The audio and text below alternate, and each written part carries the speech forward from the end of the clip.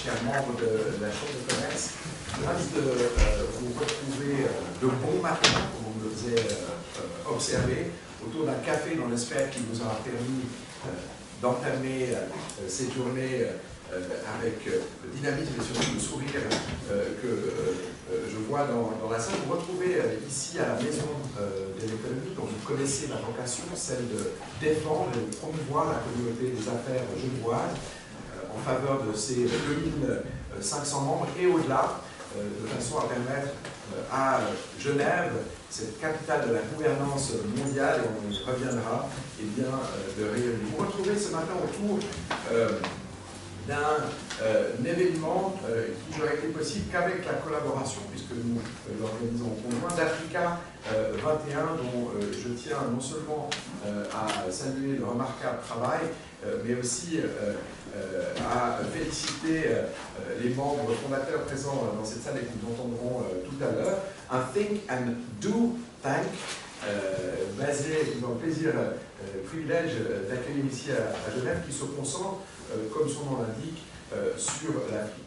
L'événement du jour est articulé autour d'une double thématique qui nous est particulièrement chère à la CCIG. C'est celle d'abord de l'innovation. L'innovation, c'est parfois un peu la tarte à la crème, mais c'est surtout une réalité extrêmement concrète, vous le verrez, vous le savez certainement, sur le territoire africain, mais une réalité qu'incarne également la Suisse et Genève en particulier. Vous savez, notre pays arrive en tête de liste des rankings, comme on dit en français, en matière d'innovation, parce que, à défaut de matières premières, nous avons ici, la faiblesse de croire, beaucoup de matières grises.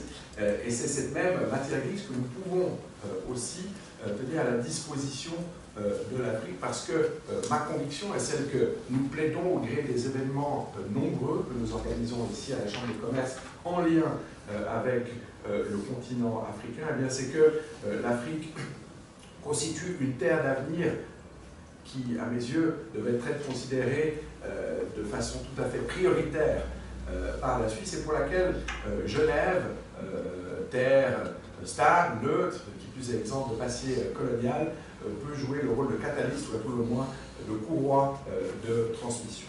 La deuxième thématique qui nous occupe aujourd'hui et qui est convergente, la première, c'est celle des ODD, les SDGs, encore une fois dans la langue de Shakespeare. C'est l'élément de durabilité qui structure chacune des réflexions économiques que nous pouvons et devons mener. Le fameux agenda 2030, avec le catalogue de ces 17 objectifs, dont le dernier, celui précisément des partenariats, anime ou occupe en tout cas notre chambre de commerce, puisque nous avons modestement vocation à fédérer les bonnes volontés. Une chambre de commerce est un facilitateur qui doit permettre à ses membres, eh bien, ensemble, de pouvoir contribuer à ces objectifs. Je reviens d'un mot avant de me taire définitivement et d'accueillir le président d'Africa 21 au pupitre pour souligner encore une fois l'importance que revêt à nos yeux le continent africain. Nous accueillons en début de semaine le ministre du Commerce du Burkina Faso, et c'est l'un des nombreux ministres que nous avons le privilège de recevoir ici à la Chambre, parce que Genève, vous le savez, de par la concentration unique d'entreprises multinationales, mais en l'occurrence d'organisations internationales, est un véritable village global, et à ce titre, ce sont plus de 4000 accueils protocolaires qui sont effectués chaque année, et donc autant de porte-parole d'une réalité d'un pays, d'un des 54 pays et marchés, selon l'économique africain, qui potentiellement se retrouve ici à Genève et peut venir s'exprimer à la Chambre. Et nous étions tous d'accord pour considérer, et vous avec nous certainement, que le développement économique est indiscutablement la meilleure réponse que nous pouvons apporter aux défis, qu'ils soient migratoires ou sécuritaires, que connaît l'Afrique. Et c'est à ce titre que la Chambre de commerce, encore une fois, et moi, à titre personnel, sommes ravi que cet événement ait pu se tenir et que vous ayez tous convergé au boulevard du Théâtre à ces heures matinales. Un petit élément promotionnel très rapide, j'inviterai d'aventure toutes celles et ceux qui dans la salle ne seraient pas encore, mais je doute qu'il y en ait membres de notre chambre de commerce, à rejoindre ces rangs de façon à vous permettre de bénéficier non seulement des 100 et quelques événements que nous organisons de façon annuelle, mais aussi et surtout des réflexions très riches que nous y déployons et de toute la gamme de services, notamment en matière d'émission de documents de commerce international. C'est une des tâches prioritaires de la Chambre de commerce, une tâche qui est essentielle pour un pays qui se nourrit de son ouverture au monde, dont 1 franc sur 2 est gagné à l'étranger, des services en matière de règlement des contentieux économiques, c'est l'arbitrage, dont Genève est l'un des berceaux, et puis toute une gamme additionnelle de services et d'événements, je le disais, avec une grande manifestation le 9 novembre, qui est notre événement annuel économique auquel vous êtes naturellement tous conviés. Voilà, mesdames et messieurs, j'ai déjà abusé du temps de parole qui m'était octroyé. Il ne s'agit pas de moi aujourd'hui, mais bien de l'Afrique et des spécialistes que je me réjouis de pouvoir accueillir ici. Et je cède la parole à monsieur Sob, président d'Africa 21. Merci.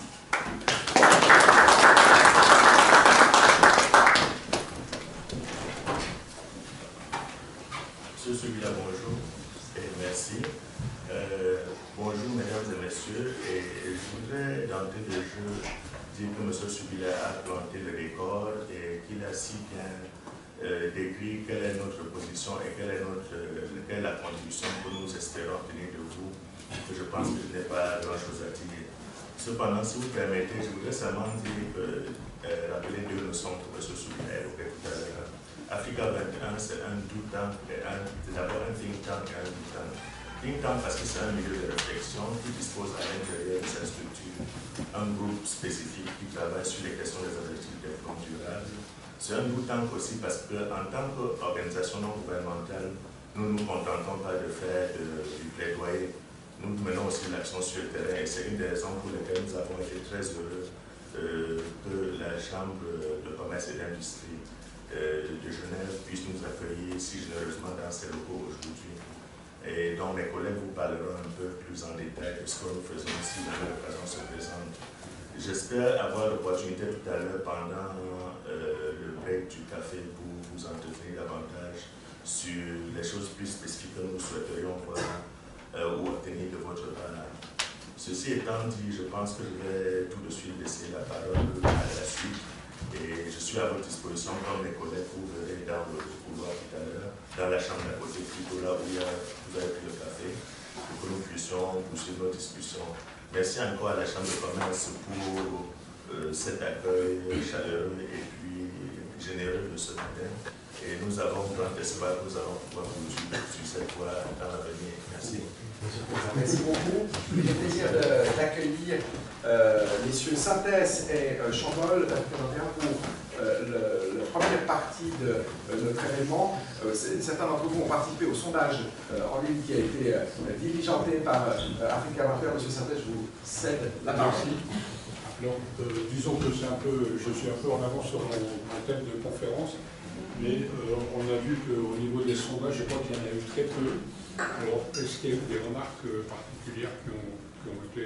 disons que la représentation était vraiment très faible, on n'a pas pu déterminer comment dire, un courant de réflexion, etc. Alors par contre, je peux... Il faut corriger la... Voilà. Non, c'est pas ça. C'est juste en interverti, je te laisse. Alors attendez, laissez monsieur Synthèse, il faut mettre ça dessus. Petit problème de PowerPoint. Non, monsieur Synthèse. C'est la droite. Bon, mais du coup, c'est moi qui inaugure, donc Michel Synthèse, donc je suis spécialisé en innovation au sein d'Africa 21, puis aussi ailleurs. Donc je vais vous apporter une réflexion sur l'innovation par rapport à l'Afrique, par rapport aux objectifs du développement durable, et puis aussi par rapport à l'innovation, parce que c'est un sujet...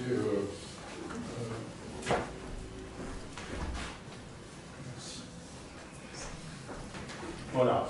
Alors, juste une réflexion très courte sur l'innovation, comme vous l'avez dit, c'est un peu la tarte à la crème en ce moment, tout le monde parle de l'innovation, mais il faut savoir que l'innovation, il y a plusieurs niveaux d'innovation. C'est-à-dire que ce qui est communément, courant dans les entreprises, que ce soit en Suisse romande ou ailleurs, c'est la capacité de faire des petits écarts par rapport à ce qui existe souvent, ou d'innover, mais c'est souvent une transformation souvent de choses existantes. Mais souvent, l'innovation ne va pas très loin, parce qu'on se rend compte que dans les entreprises, beaucoup veulent de l'innovation, mais en principe, il ne faudrait pas que ça perturbe trop l'entreprise ou que ça change. Il y a ce dilemme toujours à régler en termes d'innovation, c'est un équilibre à atteindre. Mais il faut savoir que l'innovation, c'est au-delà du changement, c'est la capacité à créer quelque chose de tout neuf. Et ça, souvent, c'est difficile à aborder. C'est-à-dire que par rapport à une problématique d'entreprise ou d'un pays, c'est comment j'arrive à trouver une solution d'emblée qui ne soit pas la transformation de quelque chose qui existe. Parce que c'est souvent un peu de la reprise. Et comment on peut repartir à neuf. Le but de l'innovation, c'est de repartir à neuf. Et en même temps, ça touche autant sur les produits qu'une entreprise ou qu'un pays peut faire, mais c'est aussi sur la manière, sur les processus, sur la manière de diriger une entreprise, sur la manière d'être en lien avec les collaborateurs, sur la manière de gérer les structures, le commerce, etc. Donc en fait, l'innovation, je fais juste une parenthèse pour vous dire que ça va très très loin en termes de changement. C'est vraiment la capacité de créer du nouveau à partir de ce qui existe, sans prendre ce qui existe. Et ça, et donc, pourquoi je parle de ça? Parce que les perspectives par rapport aux ODD, vous allez voir qu'elles vont nous obliger à aller très loin en termes d'innovation. Alors, actuellement, la tendance ou la réflexion, alors je dis un peu avec une longue phrase, mais c'est qu'aujourd'hui, on entend souvent dans les informations économiques, par exemple, dire tiens, l'industrie automobile est en pleine expansion, où les ventes ont augmenté de X ou de X, l'horlogerie, soit elle baisse, soit elle monte. Mais en fait, je pense que mon objet, c'est de vous faire prendre conscience qu'une chose, c'est que si on monte tous les curseurs économiques aujourd'hui, dans tous les domaines, que ce soit dans l'industrie ou dans tous les secteurs de la société, eh bien, globalement, on risque d'arriver à un problème qui va être difficile à gérer, c'est à un mur. Pourquoi? Parce que les capacités de ressources technologiques, etc., avec le monde qu'il y a actuellement sur notre planète, ça risque de poser problème, on risque d'arriver sur un mur. Pourquoi? Et donc, qu'est-ce que ça nous pousse à définir qu'est-ce que le développement? Et puis, surtout, peut-on repenser notre système de croissance ainsi que nos indicateurs de développement? C'est juste une question, évidemment, il y a plusieurs réponses, mais je pense qu'aujourd'hui, l'objectif des ODD nous pousse à remettre à plat non seulement les objectifs, mais principalement la manière d'y aller. Et je pense que l'innovation va être la clé de la réussite de tout ça. Donc vous connaissez probablement tous ces 17 objectifs, et en même temps, on peut imaginer que si on arrive à atteindre tous ces objectifs, le développement de l'un ou de l'autre ou de plusieurs de ces objectifs risque de contrecarrer l'évolution globale du système, tel que nous pensons notre croissance et notre évolution aujourd'hui.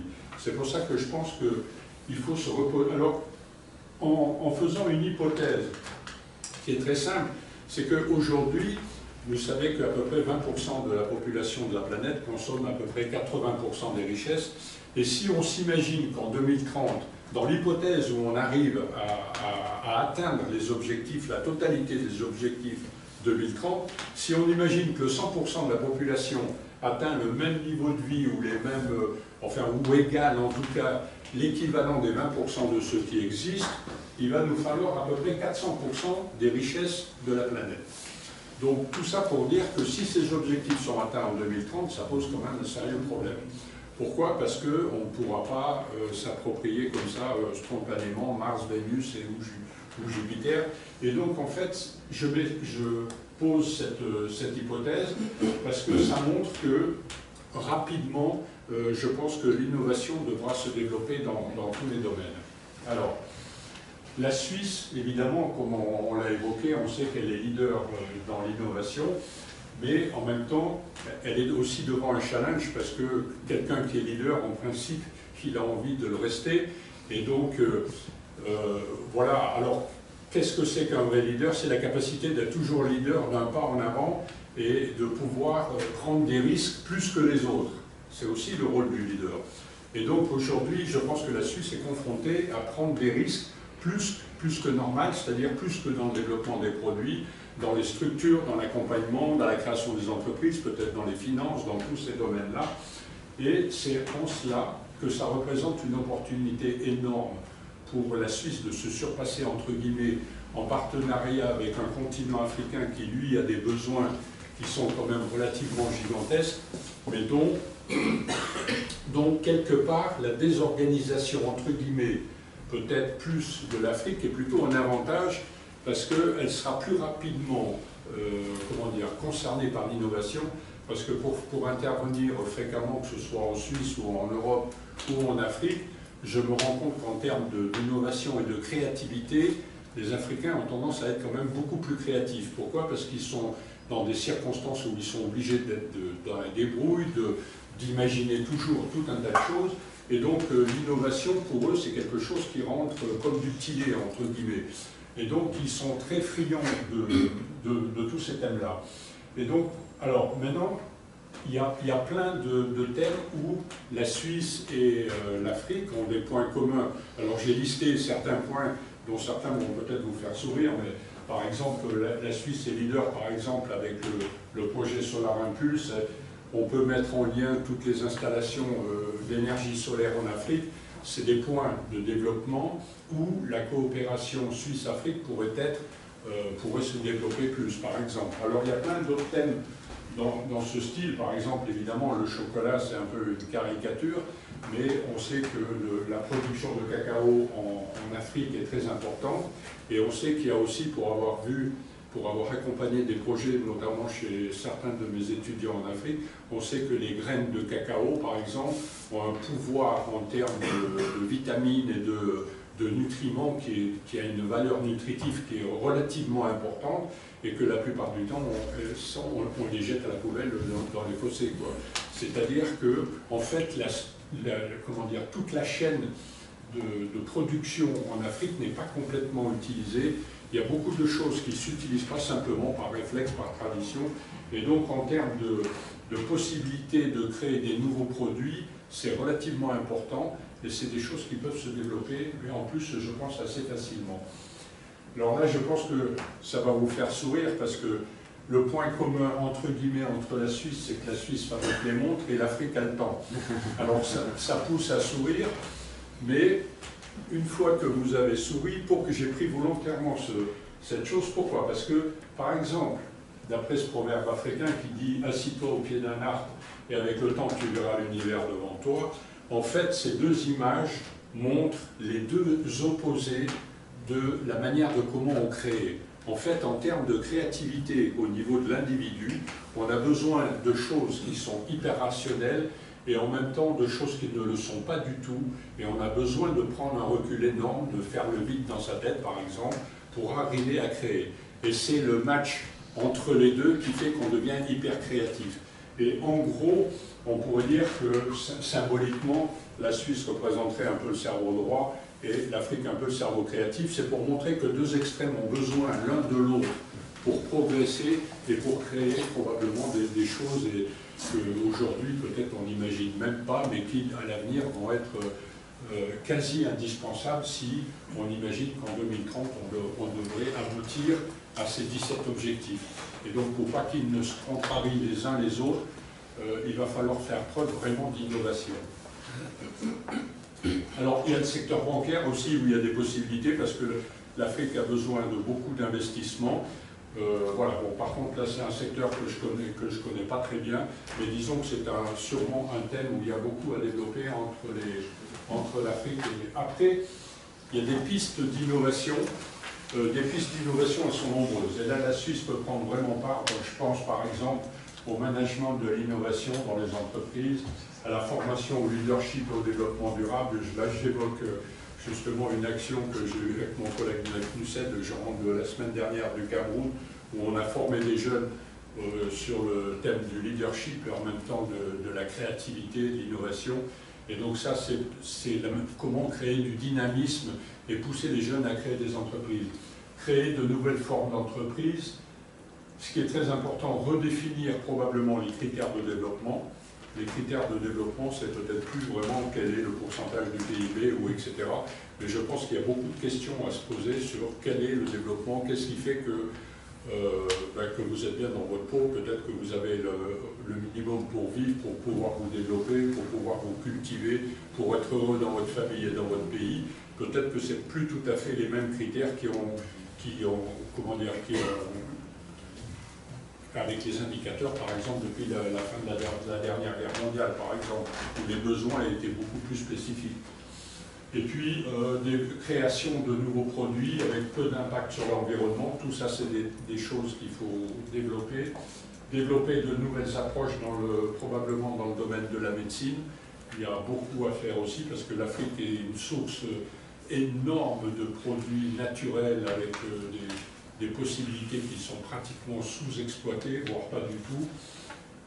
Une nouvelle vision de l'agriculture, on parle beaucoup de gérer mieux les terres, par exemple, avec tout d'un coup le nom m'échappe, la technique qui permet d'utiliser la permaculture, voilà, c'est un exemple. Et puis l'analyse et la gestion de toute forme de conflit. Pourquoi? Parce que c'est des choses importantes et on se rend compte que, par exemple, en termes de développement, la paix, c'est quelque chose qui n'existe pas vraiment actuellement. C'est quelque chose qui m'inspire beaucoup. La plupart du temps, soit de pays à pays, on estime, on considère que les pays sont en paix simplement parce qu'ils ne sont pas en guerre. Mais la paix existe rarement. Pourquoi? Parce que la plupart des conflits n'ont pas été réglés. Souvent, on ne comprend pas l'origine des conflits, ou alors c'est un peu stéréotypé, et du coup, on ne va pas jusqu'au fond des analyses. Voilà, il y a encore aussi beaucoup de choses dans l'immobilier à construire en termes de développement durable sur le continent africain.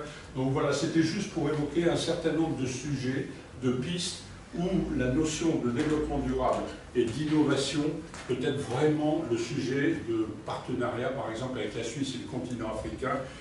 C'est énorme tout ce qu'il y a à construire à ce niveau-là. Donc voilà, le message, c'est que l'idée, c'est que la Suisse continue en direction de l'Afrique son vol en essayant de toujours prendre des risques dans le cadre de l'innovation et toujours de faire un pas de plus. C'est la garantie de rester le premier. En tout cas, je le souhaite, parce que j'aime bien et la Suisse et l'Afrique. Je vous remercie. Merci infiniment d'avoir partagé vos réflexions d'experts avec nous. Vous évoquiez la débrouillardise, que vous-même essaie d'observer. Et c'est vrai qu'on nous dit souvent que si Genève, par exemple, a été à la base de la création d'Internet, puisque c'est les chercheurs du CERN qui lui ont donné naissance, le paiement par téléphone, qui est une nécessité quasi géographique, et bien lui a été inventé, et on va le voir avec le prochain expert en Afrique. Et puis vous terminez avec cette photo d'une aile déployée, dont j'espère qu'elle est synonyme effectivement des collaborations corporelles nous ont consolidées, qui est aussi celle de notre compagnie nationale, en tout cas pour partie, qui, et je m'autorise une commentaire personnel, qui desservait très largement l'Afrique. Et d'ailleurs, lorsqu'il m'est arrivé d'être sur le continent, certains de nos amis américains me disaient mais j'avais pour habitude de prendre le vol Suisse-Air à l'époque. Et ça illustre aussi ce que peuvent être les leviers qu'une chambre de commerce très concrètement qui travaille sur justement la valorisation de nos conditions cadres peut jouer. S'agissant d'une desserte africaine, eh bien, nous avons dit à quel point il nous paraît très pertinent, mais ensuite de quoi ce sont des calculs de rentabilité, viabilité économique naturellement, mais que la compagnie suisse puisse se réapproprier dans une certaine mesure le continent africain, parce qu'il y a une équation économique, mais aussi parce que c'est se réapproprier, si j'ose, le cœur des Africains, et ça paraît tout à fait essentiel. Merci encore de votre contribution. Et puis, je disais de Genève, plus petite des grandes villes qu'elle a la chance d'accueillir, comme on le sait, un grand nombre d'organisations internationales, dont la CNUSET, qui mène un travail remarquable. Et à ce titre, j'aurais souhaité que nous puissions recevoir M. Alejandro Rubias Hernandez, qui est expert à la CNUSED et un spécialiste des marchés africains. Merci d'être parmi nous. Merci. Donc, merci Michel, je crois que c'est bien que ce soit passé avant, parce que moi j'avais pris justement le parti de vous présenter un peu le travail de la CNUSED sur l'entrepreneuriat dans les pays en voie de développement, et particulièrement en Afrique dans ce cas-ci, et de vous présenter plus des exemples de projets d'entrepreneurs africains, des thèmes qu'ils travaillent. Donc je pense qu'on va se rejoindre. Donc, comme vous l'avez dit, je m'appelle Alejandro Rubias, je travaille dans une section qui s'appelle l'Entrepreneurship Section. Donc on travaille exclusivement sur l'entrepreneuriat, et on travaille principalement sur 3 volets. L'éducation, tout ce qui est les politiques et le lien entre les entreprises multinationales ou transnationales et les entrepreneurs. Donc ça c'est vraiment, et pourquoi est-ce qu'on a ces 3 sujets dans notre section entrepreneuriat? C'est parce qu'on essaye de créer, via l'entrepreneuriat, de pousser au développement. Donc on travaille sur le climat et sur l'entrepreneur pour être sûr qu'il soit capable de créer des entreprises qui vont créer de l'emploi et qui vont apporter au développement économique et social des pays. Donc ça, ce sont les 3 piliers sur lesquels on travaille. Donc au niveau de l'éducation, principalement, on travaille avec 2 programmes, qui sont le programme Empretec, où on a déjà formé plus de 400 000 entrepreneurs dans le monde. Nous sommes présents dans 41 pays et nous avons plus de 29 ans donc, de succès à ce niveau-là. C'est un programme qui se base sur les comportements. Donc la CNUSED ne travaille pas pour suivre une entreprise ou développer une entreprise spécifique. On laisse ça aux organismes locaux de s'occuper vraiment de tel marché, du suivi et de l'implémentation, enfin du développement d'entreprises. Nous, ce qu'on travaille, c'est l'entrepreneur. On travaille pour être sûr de faire des entrepreneurs qui deviennent leaders, comme l'a dit Michel, qui soient innovants et qui soient capables d'apporter quelque chose de nouveau et de faire croître leur entreprise dans les pays. Donc ça, c'était le programme Empretec. Et maintenant, on a le programme Vision, qui est parti d'une demande de plus en plus grande des pays africains, principalement, d'avoir l'entrepreneuriat dans l'éducation formelle, c'est-à-dire dans les lycées, dans les collèges, dans les universités, mais aussi à l'école primaire. Donc, en partenariat avec Africa 21, nous avons développé un programme de formation qui a été implémenté pour la première fois cette année-ci. Nous venons de finir le pilote la semaine dernière, comme le mentionnait Michel, dans 4 universités à Yaoundé, ainsi que dans 4 lycées. Donc c'est un programme vraiment qui a été dans l'éducation normale pour former les jeunes à devenir entrepreneurs. C'est pour allumer le feu, comme on dit ça. C'est vraiment, le but est de leur donner un peu la vision de c'est quoi être entrepreneur et aussi les outils et les compétences nécessaires pour lancer leur entreprise. Donc ça, c'est vraiment le programme sur lequel nous travaillons afin de créer une nouvelle génération d'entrepreneurs et de leaders sur le marché africain. Alors, c'est bien beau de former des entrepreneurs, mais on sait bien que l'Afrique a ses problèmes. Donc c'est pour ça que depuis 5 ans, nous travaillons à la CNUSED et principalement dans notre division pour créer un cadre réglementaire et politique qui soit favorable à l'éclosion de ces entrepreneurs. Parce qu'on s'est rendu compte, malgré le fait qu'on forme des entrepreneurs depuis de nombreuses années, qu'on a vraiment eu de très bonnes entreprises qui sont créées avec une croissance rapide, création d'emplois, on s'est rendu compte qu'elles se heurtaient souvent aux réalités du pays, aux réalités politiques et aux problèmes locaux. Donc ça fait 5 ans qu'on a développé, un peu plus d'ailleurs, mais ça fait 5 ans qu'on implémente cette stratégie, où on crée en partenariat et on travaille en partenariat avec les pays sur la stratégie entrepreneuriale dont ils ont besoin. Et on crée et on travaille sur des plans d'action et sur l'implémentation d'actions concrètes au niveau du cadre réglementaire, de l'éducation, comme vous l'avez vu avec les 2 programmes, sur tout ce qui est échange d'informations et la technologie, sur l'amélioration du secteur financier et enfin tout ce qui est promotion de la culture et de la mise en réseau des personnes. Donc ça, ce sont les 6 éléments qu'on avait identifiés pour améliorer le cadre local. Et concrètement, ceci est en cours au Cameroun, en Éthiopie, en Gambie, où elle est déjà sortie, et ça a déjà été fait au Ghana. Donc ça, c'est les 4 pays sur lesquels on travaille en 2016. Et ensuite, toujours de par la demande grandissante et la problématique jeune dans les pays africains, on a créé un guide politique spécifiquement prévu aux jeunes pour résoudre leurs problématiques et leurs questions spécifiques. Et enfin, nous travaillons également avec les multinationales, comme je l'ai dit au début.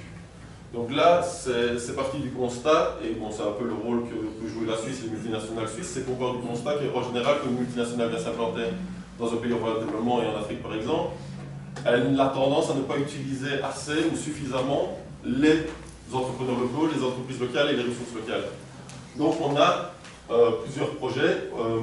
Pour l'instant, par exemple, je m'occupe du secteur hôtelier au Bénin, où elle s'est rendu compte, par exemple, que le groupe Accor, quand il arrivait, bon, principalement, il vient déjà avec tout son matériel, il fait apporter la majorité pour construire l'hôtel. Bon, c'est normal, ils ont tous le même design intérieur, il y a pas mal de choses qui sont internationales. Mais bon.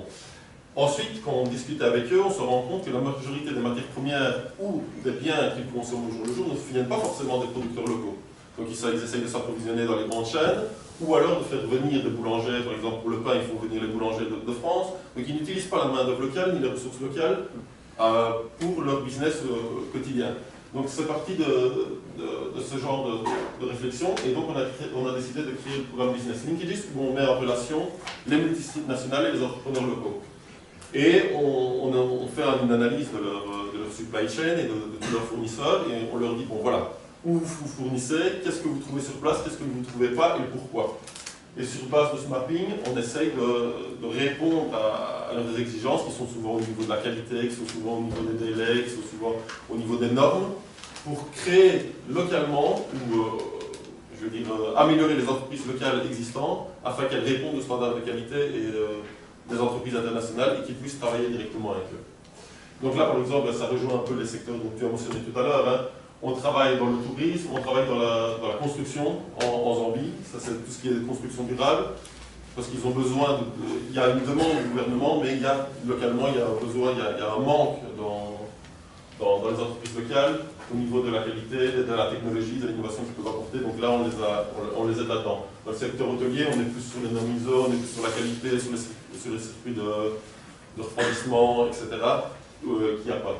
Donc voilà, ça c'est les trois programmes sur lesquels nous on travaille pour essayer d'avoir une vue globale de l'entrepreneuriat dans les pays africains et de créer un climat propice à leur éclosion. Donc ce que je vais vous présenter maintenant, c'est un peu notre vue à partir de ça et des 4 types d'entrepreneurs qu'on peut trouver localement, enfin que nous on retrouve sur place, et un peu des exemples concrets de ce qu'ils font et quelles sont les idées. Donc typiquement en Afrique, on trouve principalement 4 types d'entrepreneurs. Il y a les locaux, qui sont nés, qui ont grandi là-bas et qui travaillent principalement dans des entreprises familiales ou avec des matières premières ou des denrées locales, et ils apportent maintenant un peu plus d'innovation. La nouvelle génération a quand même ce côté beaucoup plus innovant, mais reste relativement de taille moyenne petite.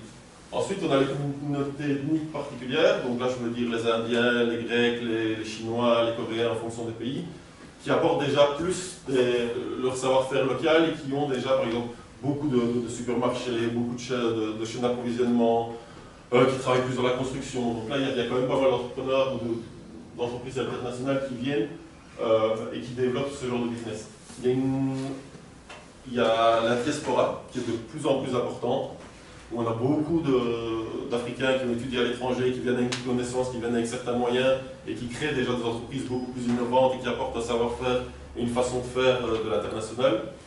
Et enfin, ensuite, il y a les entrepreneurs étrangers, multinationales, qui eux prennent la grosse part du marché. Par exemple, ici, on peut mettre les grandes chaînes de supermarchés en Afrique. Au lieu que ce soit les entrepreneurs locaux, vous avez Carrefour qui s'implémente, vous avez Casino, vous avez Super U, qui reprennent vraiment la majorité. Par exemple, au Bénin, à côté de nous, il n'y avait pas de supermarché il y a une dizaine d'années. Il y a un énorme Super U qui est aussi bien qu'ici la Migros ou n'importe quel supermarché.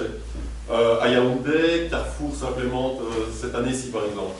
Et ils ne prennent pas forcément en considération les produits et les producteurs locaux pour s'approvisionner. Donc ça c'est vraiment une problématique et en même temps une opportunité de travailler localement. Alors, on va se focaliser forcément plus sur les entrepreneurs locaux pour voir un peu comment est-ce qu'ils travaillent, et on se rend compte qu'en Afrique, il y a plus de 60% de la population jeune qui est considérée comme entrepreneur potentiel. Donc ça veut dire que 60% des jeunes au niveau africain ont les connaissances et les compétences nécessaires pour être entrepreneur et détectent une opportunité d'entreprise. Mais uniquement, je pense que le chiffre exact doit être 7 ou 8%, deviennent réellement entrepreneurs. Donc ça, c'est la réalité africaine. Et on voit que c'est le continent, pour tous les cas la région, parce que c'est l'Afrique subsaharienne, il y a la plus grande proportion de population qui a envie d'être entrepreneur et qui a les moyens d'être entrepreneur. Alors, forcément, on se dit pourquoi? Pourquoi? Alors, nous, on a fait le test, on a fait des ateliers pour demander ça, et il y a évidemment bon nombre de raisons et de barrières à cela, mais voici ce qui ressort principalement. Donc, c'est-à-dire, chaque fois que vous demandez à un entrepreneur en Afrique, pourquoi est-ce que tu ne te lances pas? Qu'est-ce qui fait que malgré que tu as l'opportunité, tu as les compétences, pourquoi est-ce que tu ne crées pas ton entreprise? Et alors, toujours financement. Financement, c'est clairement la première réponse qui nous vient. On a encore eu le cas la semaine dernière. À chaque fois que l'on demande à un entrepreneur qui a une bonne idée, qui a un bon projet, c'est le financement. Après le financement, comme vous l'avez mentionné, il y a une grande force de l'Afrique, c'est le mobile banking, qui est clairement développé. Donc ça, en termes de business, c'est une bonne chose. Mais quand je dis financement, c'est non seulement la recherche des fonds, mais il y a aussi tout le problème du système bancaire. Et c'est pas seulement trouver les fonds. Le problème, c'est que le système bancaire est quasiment inexistant ou très compliqué. Les taux d'intérêt sont super élevés, l'accès au crédit est très très compliqué. Donc on se retrouve avec des taux de plus de 15-20% parfois pour certains entrepreneurs. Donc c'est tout le système qui est un peu défaillant à ce niveau-là. Il y a quelques entreprises, et notamment en Suisse, dans tout ce qui est microcrédit, Symbiotics qui est ici basé à Genève, qui fait un très très bon travail au niveau du microcrédit. Mais ce n'est pas encore forcément implémenté partout dans les pays africains. Et surtout dans les pays francophones où le système bancaire est encore plus compliqué. Il y a quelques fonds de garantie, mais c'est vraiment la principale problématique qu'ils rencontrent aujourd'hui. Ensuite, bon, il y a la stabilité politique de certains pays, le changement des règles, changement de gouvernement, changement de système de promotion, d'accompagnement, etc., qui peut poser problème. Et ensuite, il y a un autre point, c'est l'insuffisance des dispositifs d'accompagnement. Et ça, c'est réellement une des raisons pour laquelle... Est-ce que certains d'entre vous, par exemple, connaissent une grande multinationale africaine, un entrepreneur super connu africain? Oui? Oui? Qui d'autre? Il y a Ibrahim, non? Oui, Ibrahim, oui. Ah, c'est Dangote? Au Nigeria. Au Nigeria, oui. Et Tony, le même. Oui, mais c'est un peu différent, oui. Ouais. Donc il y en a quelques-uns, et principalement ils sont souvent Afrique du Sud, Nigeria, Kenya. Principalement les grands entrepreneurs qu'on retrouve souvent, c'est ceux-là, et encore ils ne sont pas très connus. Il faut rarement la presse ici, en tous les cas en Europe, on les voit rarement, en tous les cas dans la couverture de nos journaux. Et une des principales raisons, c'est que malgré qu'ils ont des idées, malgré qu'ils se lancent, en général, il n'y a pas beaucoup d'accompagnement pour en faire des entreprises championnes. Donc ça, c'est vraiment dans les pays, il y a peu, et surtout, bon, il y a une différence quand même entre les pays anglophones et francophones, mais il manque réellement un suivi d'accompagnement pour les faire grandir et pour les amener à l'étape suivante. Et ensuite, il y a deux points qui sont différents en fonction des régions. Il y a le statut. Le statut d'entrepreneur n'est pas forcément valorisé dans certaines cultures et dans certaines régions. Donc ça, c'est un frein pour certains entrepreneurs qui, par exemple, préfèrent se lancer dans une carrière de fonctionnaire ou qui ont un statut et qui socialement leur donne plus de visibilité et bon, un statut social que l'entrepreneur qui n'est pas forcément valorisé ni par la famille ni par la société. Et ensuite, il y a l'éducation entrepreneuriale qui est inexistante dans certains pays et qui est au mieux minimale. Donc, ça, c'est les raisons qu'ils nous donnent pour ne pas entreprendre. Maintenant, si on leur demande, bon, quelles sont les opportunités pour vous? Qu'est-ce qui ferait que vous lanceriez votre entreprise? Est-ce que vous voyez des opportunités? Et là, ils nous donnent. Ils nous disent qu'il y a les richesses naturelles, il y a des opportunités dans le tourisme, il y a des opportunités dans les infrastructures, dans la logistique, dans l'agroalimentaire, etc. Donc, quasiment tous les secteurs économiques, ils voient des opportunités et il y a des opportunités de croissance. Ça, c'est leur vision. Et ensuite, il y a deux choses importantes, c'est que la vision des pays africains, aujourd'hui, va vers l'entrepreneuriat. Beaucoup de pays promeuvent l'entrepreneuriat réellement comme une solution au développement. C'est une discussion qu'on peut avoir pas, mais c'est quelque chose qu'ils promeuvent. Ils promeuvent vraiment la création d'entreprises et l'entrepreneuriat.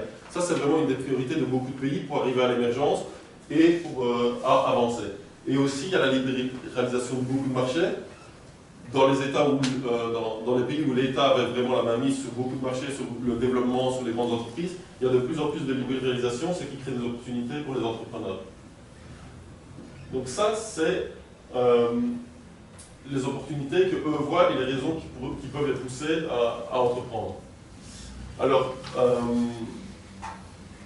je vais vous montrer maintenant quelques exemples de personnes, d'entrepreneurs avec qui nous on a travaillé, qu'on a rencontrés, et qui vous montrer les types d'entreprises et les spécificités des entrepreneurs africains. Qu'est-ce qui fait que l'entrepreneur africain est différent de l'entrepreneur d'ici? Avec Michel, on se rend compte quand même qu'il y a un rapprochement de plus en plus, en tous les cas au niveau des jeunes, de la mentalité des entrepreneurs entre ici et les Africains. Vous avez l'ancienne garde, qui était beaucoup plus terre à terre, on va dire, mais les jeunes Africains au jour d'aujourd'hui ont vraiment quasi la même mentalité que nous avons ici. Ils ont des problématiques différentes, mais quand on travaille sur des sessions d'innovation, sur des sessions de création d'entreprise, sur des brainstorming, on arrive à des idées qui sont très proches de ce que nous avons pour l'instant ici en Europe, que ce soit ici en Espagne, en France. Donc, qu'est-ce qui fait la spécificité de l'entrepreneur africain? Premièrement, la persévérance et la résilience. Je crois que ça, c'est l'entrepreneur africain qui a réussi, il a été persévérant, il a été résilient. Parce qu'il y a quasiment, enfin, toutes les étapes à franchir et toutes les problématiques qu'ils ont à surmonter, c'est leur quotidien. Donc, par exemple, ici, je vous ai choisi un exemple de Béatrice Ayuru qui a créé une école dans le nord de l'Ouganda. Et elle, par exemple, elle a eu vraiment toutes les problématiques que vous rencontrez au quotidien pour une femme africaine. C'est-à-dire problème avec son mari qui n'acceptait pas, problème avec la société. Elle n'avait pas forcément l'éducation requise pour faire le travail qu'elle avait. Donc elle a commencé par faire cuisinière pour avoir les fonds. Elle a suivi une éducation. Elle a été enceinte très tôt. Mais malgré tout ça, elle avait son objectif et son but qui était de créer une éducation de qualité pour les communautés et les gens défavorisés ou orphelins ou abandonnés du nord de l'Ouganda.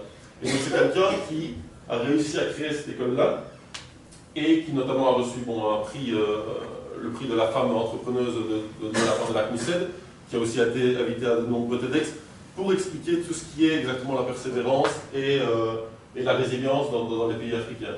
Donc ça, c'est un exemple réellement où une femme qui a surmonté tous les obstacles qu'on peut rencontrer en Afrique. Donc que ce soit l'argent, les enfants, la famille, le statut social. Donc ça, c'est une des spécificités, c'est que vraiment ceux qui sont implémentés, ceux qui ont réussi en général sont persévérants et résilients. Ensuite, on a aussi des entrepreneurs qui sont très innovants et avec des petites choses, souvent, et qui savent saisir les opportunités. Donc ici, par exemple, on a Thomas Born qui vient du Kenya, qui est un entrepreneur qui doit avoir maintenant 32-33 ans, et qui, lui, a créé des... Donc, son idée vient de que quand il était petit, il vivait dans les cases, au Kenya, donc il vient d'une zone rurale, et que forcément, pour cuisiner, pour chauffer, ils utilisaient le charbon, qui fait beaucoup de fumée, qui pose des problèmes de santé. Et lui, il a décidé de créer des briquettes à base de déchets et de les réutiliser pour donc tous les déchets de l'agriculture pour en faire de nouvelles briquettes qui servent pour cuire et qui servent pour le chauffage, par exemple. Ça, c'est le type d'innovation qu'on retrouve dans pas mal de secteurs avec des choses simples qui existent et comme tu l'as dit, notamment avec le cacao, qu'on n'utilise pas forcément toutes les possibilités des matières qui existent ou des déchets qui existent. Donc ça, c'est... Pardon ? De l'upcycling. Oui, exactement. Donc là, par exemple, cet homme, mais des idées comme ça, on peut en retrouver vraiment à tous les niveaux. Ensuite, aussi, une des spécificités de l'entrepreneur africain, c'est qu'il a souvent une composante sociale, qu'il le veuille ou non. C'est-à-dire que vous avez des entreprises comme ici, de Fatou qui vient de Gambie, elle a un salon de coiffure au départ. Elle a un salon de coiffure qui a marché très bien, donc maintenant elle a une chaîne, mais forcément, de par le statut de la femme et par le nombre d'employés qu'elle fait, elle arrive directement à une composante sociale de son travail. C'est-à-dire qu'il y a une réintégration de la femme qui se fait naturellement, parce qu'elle a dû faire grandir son entreprise, elle avait besoin de main-d'œuvre, et donc, en plus d'avoir une entreprise, je vais dire, de coiffure, une chaîne de salon de coiffure, elle a une composante de formation de la femme, d'aller chercher les femmes dans le besoin, celles qui sont les moins défavorisées, pour subvenir à leurs besoins. Et donc, ça, c'est un exemple comme ici, mais l'IRA aussi, par exemple. Ça, il y a une composante sociale quasiment dans tous les projets dès qu'ils grandissent, parce qu'il faut tenir en compte la composante sociale qu'il y a autour. Ensuite, paradoxalement, ils sont très soucieux de la santé. Il y a une chose, il y a beaucoup de besoins au niveau de la santé. Ici, c'est une clinique pédiatrique. Donc là, clairement, comme tu l'as dit, c'est un point où la Suisse peut intervenir pour le développement de tout ce qui est le secteur médical. Mais ils sont assez soucieux de tout ce qui est hygiène et de tout ce qui est santé et de tout ce qui est bien-être, paradoxalement, alors qu'on ne le pensait pas. Par exemple, on fait un jeu où ils doivent, dans une de nos formations, on fait un jeu où les gens doivent faire une salade de fruits. Donc ils doivent vraiment peler des fruits, etc. On l'a fait en Suisse, pas une seule personne ne s'est lavé les mains, ou à désinfecter les objets, ou à laver les fruits. Pas une seule. Et on avait mis une bassine avec du savon, on l'a fait ici à Unimail. On l'a refait en Afrique, pas tout le monde a été se laver les mains, tous les fruits étaient lavés, tous les couteaux étaient nettoyés, il y a une personne qui s'est coupée, tout le monde s'arrêtait, c'était vraiment le monde à l'envers. Alors ensuite, qu'est-ce qu'on a fait? Qu'est-ce qu'on fait à la fin de la salade de fruits? On la propose. En Suisse, on a dit vous pouvez les manger. Personne ne l'a mangé. Personne n'a mangé la salade de fruits qu'il avait préparée. Il y a ma chef qui est derrière, elle rigole, parce qu'elle était là aussi. En Afrique, pas de souci. Donc il y a vraiment une conscience qui vient de par les nécessités, mais il y a vraiment une conscience et une attention particulière à tout ce qui est santé, hygiène et bien-être, même au niveau de la consommation des aliments. Et ensuite, je crois que c'est l'avant-dernier point, c'est qu'ils sont talentueux et créatifs. Et ça, on le remarque de plus en plus avec la nouvelle génération, ils sont très créatifs. Par exemple, ici, on a un exemple, c'est Emmanuel. Emmanuel, il vient d'Ouganda. Et lui, par exemple, il s'est rendu compte de la problématique des poissons, enfin de la pêche dans le lac Victoria. Donc, typiquement, il y a eu surpêche, il manque de poissons, et donc le marché, la demande est beaucoup plus forte que l'offre, évidemment. Et lui a décidé de créer l'aquaculture. C'est sa phrase, hein. Elle est un peu... Oui, il ne faut pas le prendre mot à mot, hein. Ça c'est sa phrase, c'est pour ça qu'elle est entre guillemets. Mais sa problématique vient de... Enfin, son idée vient de là, et il a créé l'aquaculture dans le lac Victoria avec des ponds, des bacs réutilisables en plastique avec du plastique recyclé à un coût moindre et un système de nourriture pour les poissons qui coûte moins de $250 pour avoir je veux dire, un bassin de poissons. Donc ça, c'est un autre entrepreneur qui, sur des idées simples, a réussi à créer des entreprises. Et enfin, et ça c'est peut-être plus surprenant pour certains, c'est l'innovation technologique. Et ça, c'est vraiment quelque chose où ils sont de plus en plus forts et de plus en plus enclins à travailler et où ils investissent. Bon, ici, on a par exemple Ariel Kikio qui, elle, forme des jeunes filles, et quand je dis jeunes, c'est 12 ans, à la programmation et à la création d'applications mobiles. Donc ça, c'est un projet qu'elle a au Cameroun. Donc elle a une composante sociale avec l'inclusion des femmes, l'acceptation de la technologie pour les femmes, évidemment, mais qui crée des applications. Et j'ai eu l'occasion de participer l'année dernière au salon technologique et des innovations à Yaoundé, justement. Et comme vous l'avez dit, tout ce qui est mobile banking, il y a une possibilité et une offre qui est de plus en plus développée. Et il y a énormément aussi dans tout ce qui est transport via application qui se fait. On a eu notamment la semaine dernière quelqu'un qui proposait de faire le Uber pour les valises, quelque part.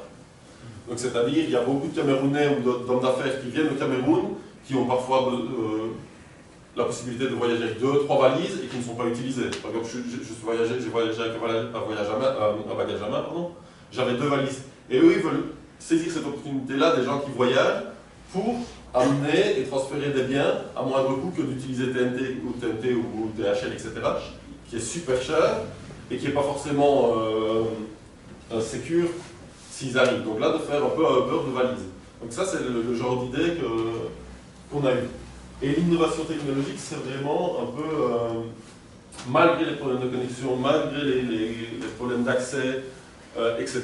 Quelque chose qui se développe de plus en plus chez eux et où il y a pas mal d'opportunités. Donc ça, c'est quelques exemples d'entrepreneurs que nous, on a formés ou que nous, on a travaillé avec. Alors, maintenant, vous allez dire, oui, c'est bien de travailler avec ces gens-là. Comme vous le savez, il va y avoir 2 milliards de personnes en Afrique d'ici 30 ans. Ça, ce sont les projections. Et il y a énormément d'émergence de la communienne, et comme vous l'avez vu, il y a énormément de possibilités, que ce soit dans tous les secteurs, agroalimentaire, tourisme, production, quasiment tous. Alors, qu'est-ce qu'ils veulent comment est-ce qu'on peut les aborder, ces entrepreneurs-là? Alors, tout d'abord, il y a le composant qu'il faut vraiment offrir un projet de développement. Il n'y a pas seulement investir ou donner de l'argent, c'est vraiment un cadre de rentrer dans un véritable projet de développement et pas seulement apporter de l'argent.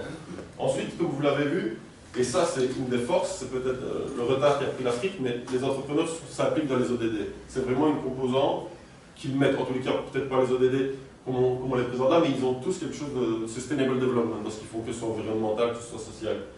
Et enfin, une des choses principales, c'est de trouver un partenaire local. Ça, c'est toujours la grosse problématique, et c'est que même nous, dans le travail qu'on fait, si on ne passe pas par un partenaire local, la réussite, elle est quasiment sûre de ne pas être là. Donc voilà. Alors concrètement, qu'est-ce que je vous propose? Si vous êtes intéressé de voir des vrais projets, des vrais entrepreneurs, et d'investir réellement dans des projets qui existent et qui ont un avenir, il y a le 14 novembre, on parlait des nations, un pitching event qui s'appelle Startup Forest Digits. Et là, nous avons la chance de recevoir 10 entrepreneurs au niveau mondial, dont 5 Africains qui viendront présenter leur projet à un panel d'investisseurs. Et donc là, notamment, on aura plusieurs projets très intéressants. Donc si vous venez, et vous voyez que ça va des produits d'hygiène, à des produits informatiques, à de l'énergie, à des produits plus de production. Donc ça, ce sont les projets qui seront présentés à notre panel d'investisseurs de 14. Et je vais juste vous en présenter un pour vous montrer un peu. Et il est un peu représentatif de ce qu'on propose. Il y a beaucoup de projets dans l'énergie renouvelable, dans les biogaz. Et là, on en a sélectionné un, qui est celui de Monique, qui fait Mon Afrique. Donc elle a déjà eu la chance de faire un pitch au Rwanda en juillet, et elle revient pour pitcher devant les investisseurs donc le 14 novembre, ici à Genève. Et elle, son projet, c'est quoi? C'est d'utiliser des énergies renouvelables pour créer soit de l'énergie, soit du biogaz. Et évidemment, la composante sociale, c'est qu'elle utilise les jeunes filles et les jeunes femmes dans les communautés et dans les régions pour récolter elle-même les déchets et pour produire l'énergie. Donc elle met plus à disposition les machines pour créer cette énergie, mais c'est la communauté locale qui produit après et qui utilise son énergie. Donc évidemment, bon, ça c'est son pitch. Donc elle vous dit qu'elle a un retour sur investissement à 2 chiffres. Et son processus, c'est vraiment l'identification de déchets. Après, elle les trie, elle les recycle, elle fait des produits recyclés, du biogaz et de l'électricité. Donc ça, c'est un peu un modèle économique, et on l'a retrouvé dans d'autres entreprises récemment, où il y a pas mal d'intérêt, il y a une grosse demande, parce que l'accès à l'énergie et à l'électricité est problématique dans beaucoup de régions, et qui fonctionne en termes de business model. Donc voilà, si vous venez, vous aurez la chance de voir un peu son business model, et notamment, il y a vraiment le but d'influencer tout ce qui est énergie renouvelable en Afrique. Donc voilà, par exemple, aujourd'hui, elle dit qu'elle a déjà plus de 672 jeunes, c'est un projet qui a commencé il y a 6 mois, 7 mois. Elle a déjà plus de quasiment 700 jeunes qui travaillent dans la recherche de déchets, dans le recyclage, etc. Donc ça, c'est un peu son projet. Donc voilà, ça c'est pour vous donner l'intérêt qu'il y a pour ce type d'énergie, ça c'est la couverture médiatique qu'elle a eue depuis le début de l'année, donc toutes les chaînes internationales, quasiment toutes les agences de développement, et bon après vous avez son équipe. Donc ça, voilà. Donc je vous invite vraiment à venir le 14 pour avoir là vraiment la chance de toucher, de discuter réellement avec des entrepreneurs locaux et de voir la problématique et aussi de discuter avec des investisseurs qui seront là. Donc il y a un panel d'investisseurs principalement en Suisse qui seront présents, que ce soit de microcrédit ou plutôt de second rang. Mais donc il y aura un panel qui sera là pour la discussion réellement de comment investir en Afrique et quelles sont les opportunités. Voilà, merci.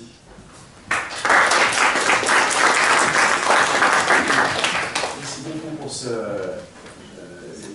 exposé très représentatif et tous les exemples que vous avez pu nous donner. Il y a les deux points sur lesquels je m'autorise à revenir. Le premier, saluer la présence parmi nous d'une représentante du Swiss African Business Circle, Virginie, que j'aperçois ici.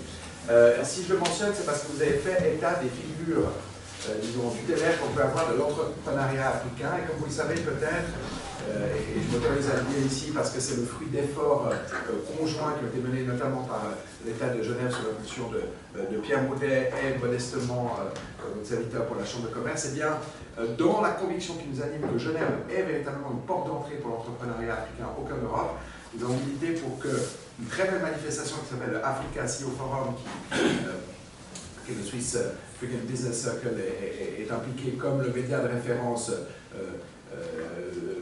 de l'Afrique, eh bien,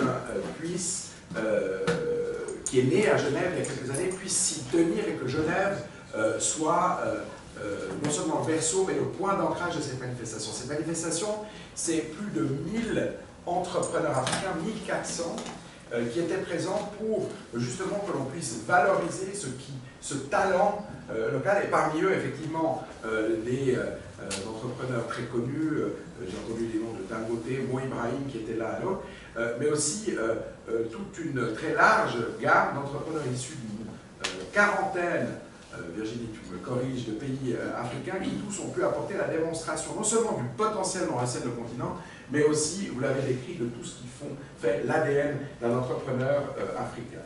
Vous mentionniez aussi une entreprise suisse que l'on connaît bien, Symbiotics, qui est un acteur de premier plan dans le domaine justement du financement du microcrédit en particulier. C'est dire à quel point, et là je fais un petit cocorico, je pense qu'il y a une vraie carte à jouer pour les entrepreneurs suisses pour les raisons que vous avez évoquées. Je pense aussi, et ça participe de la pédagogie, peut-être de celle que la Chambre peut s'employer à faire, que l'idée, c'est également de modifier la perception que le grand public peut avoir de l'Afrique, qui est souvent résumée à quelques conflits sanglants ou à une corruption endémique. Et je nie pas que ce soit une réalité, on en a conscience, mais au-delà de ça, vous mentionniez tout à l'heure le Rwanda qui émerge aussi comme un hub d'Afrique de l'Est dans le domaine de l'innovation, où vous avez plus de femmes au Parlement, si les souvenirs sont bons, que celui que vous retrouverez en Suède. Donc c'est dire à quel point il y a des avancées majeures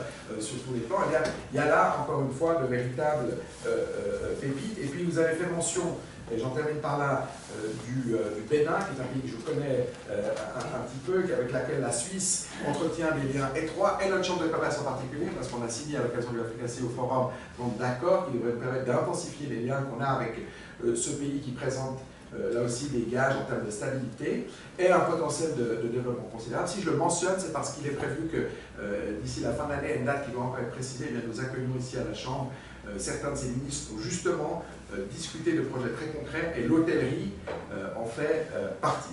Voilà, le but était que je fasse simplement la transition, elle a été un peu longue, avec notre prochain intervenant, Thomas Venen, vice-président d'Africa 21, sous l'intitulé « La bonne gouvernance et le secteur privé des entreprises au cœur de la réalisation des 17 ODD ».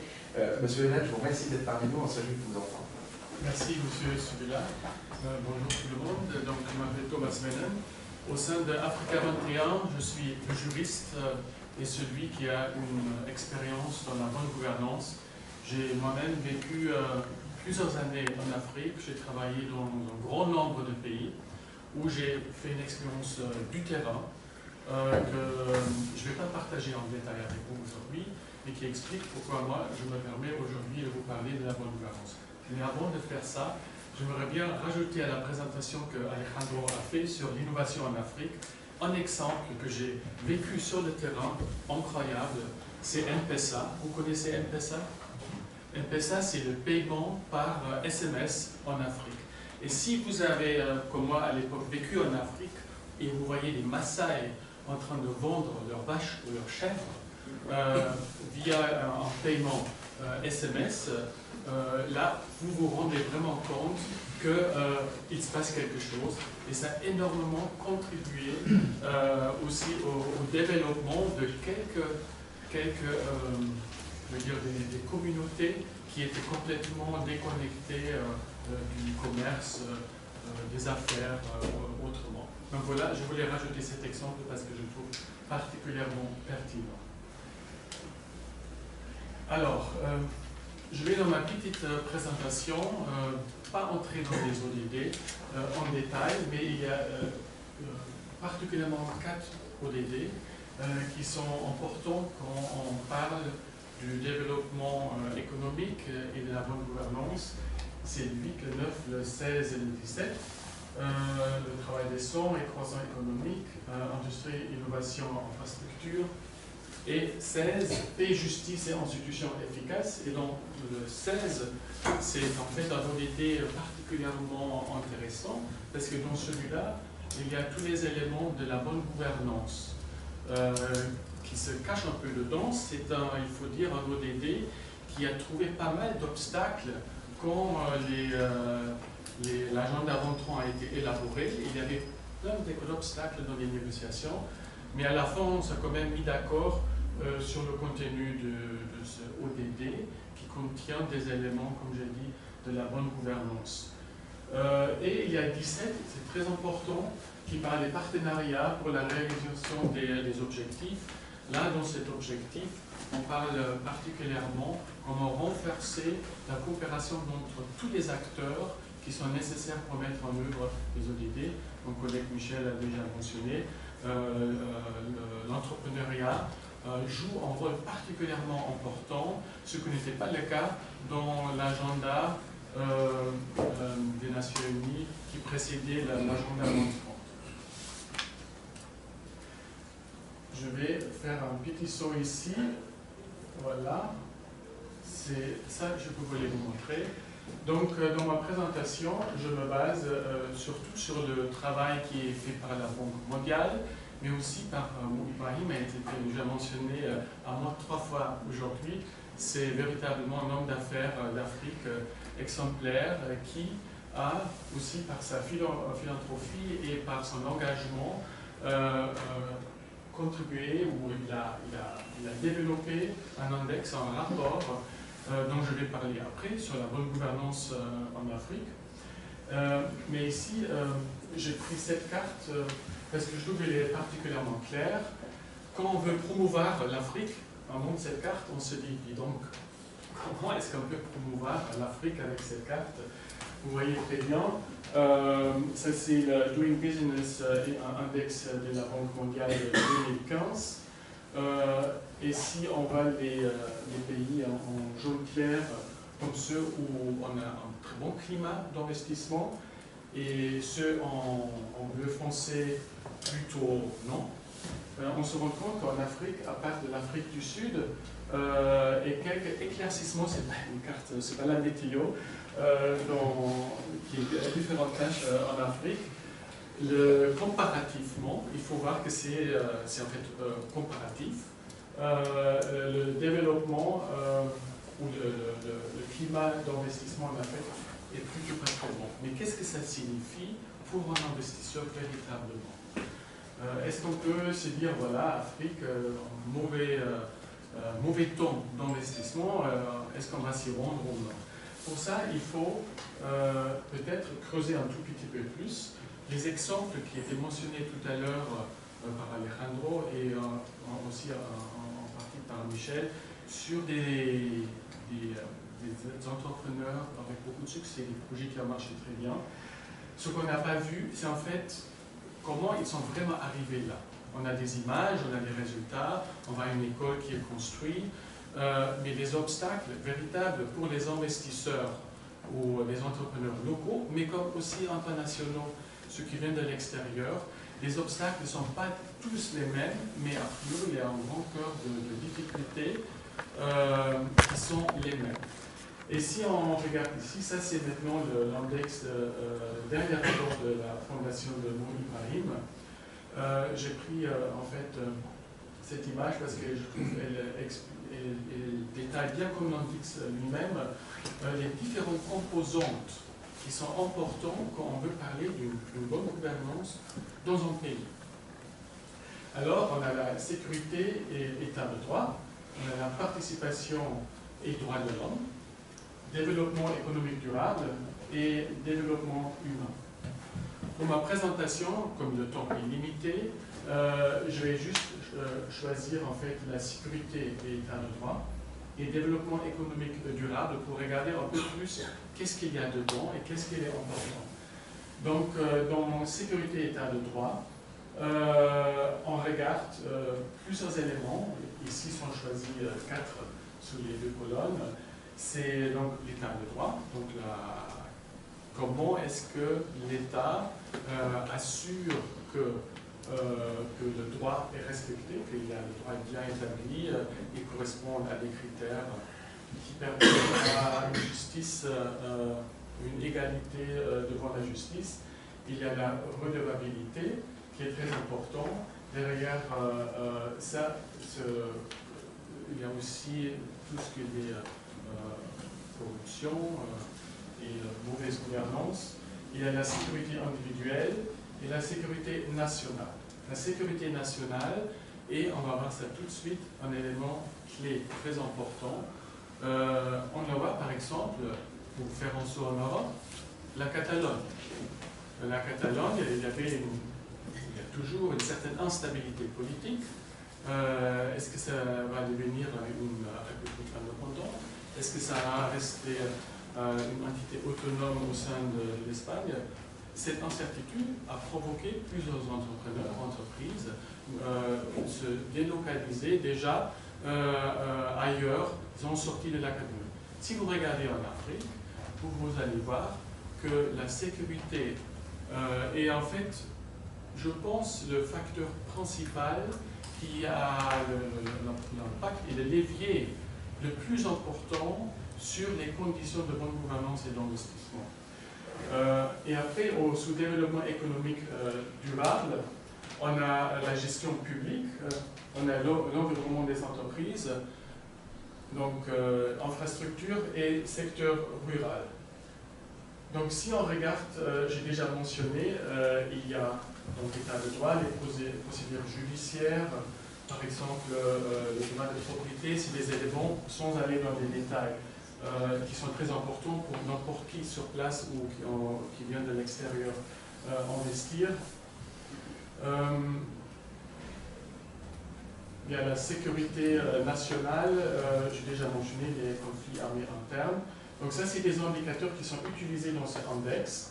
Il y a la corruption au niveau du gouvernement et des agents publics, les détournements des fonds publics et d'autres éléments.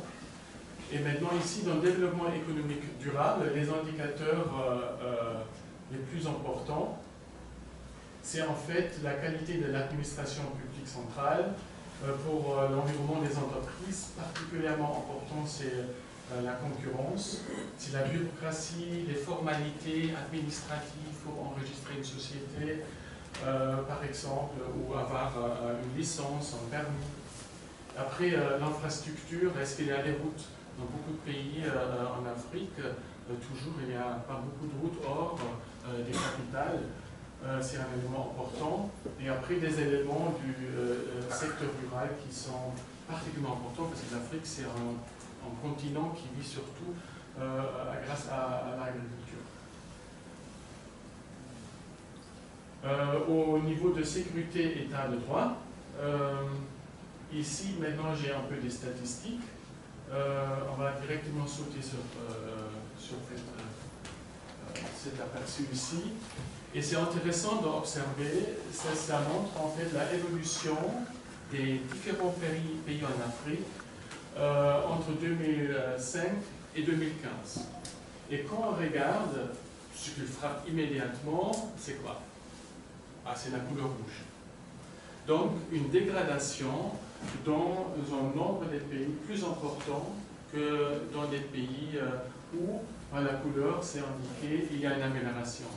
Et si on regarde de près, on se rend compte très vite que, en fait, les pays qui sont en bas de l'échelle, on a la Libye, on a la Centrafrique, on a le Burundi, on a le Somalie, Mauritanie, Mali, donc tous les pays qui sont en conflit.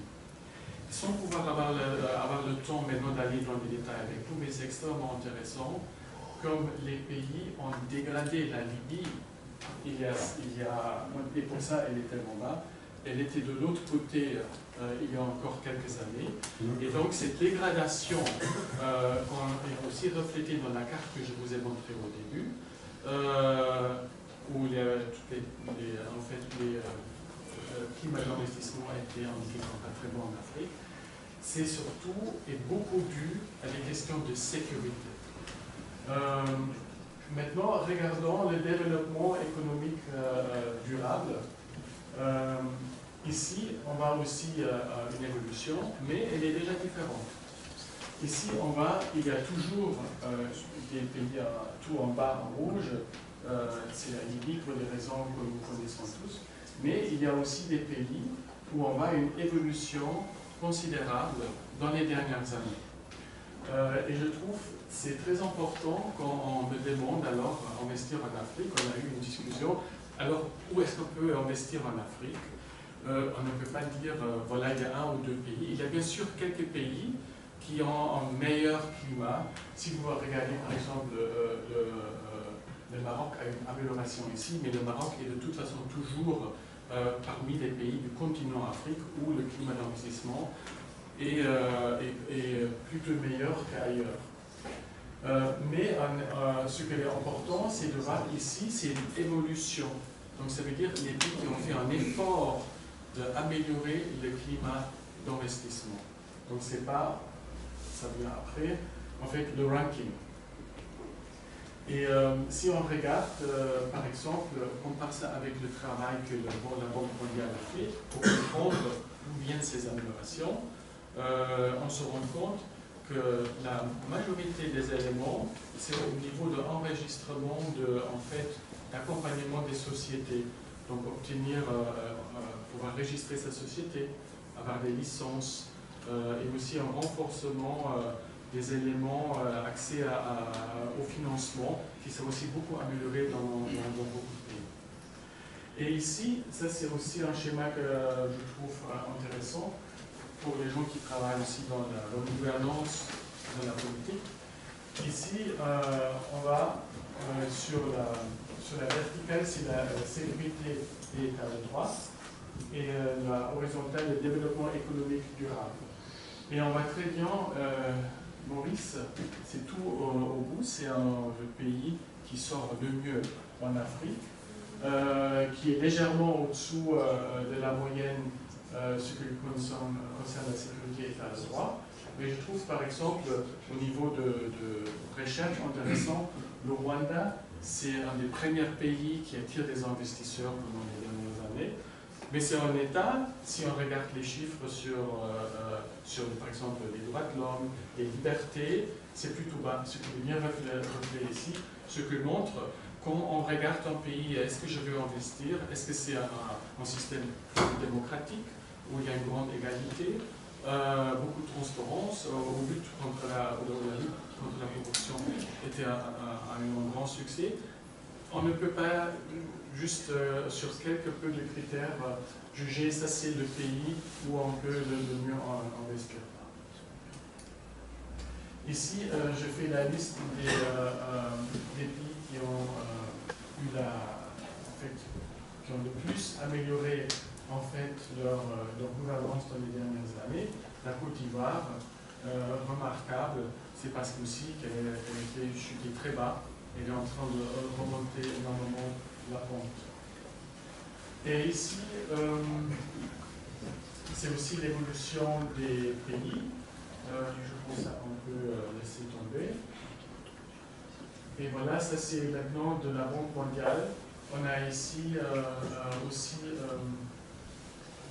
le ranking des pays africains au niveau de easy, la facilité de faire des affaires.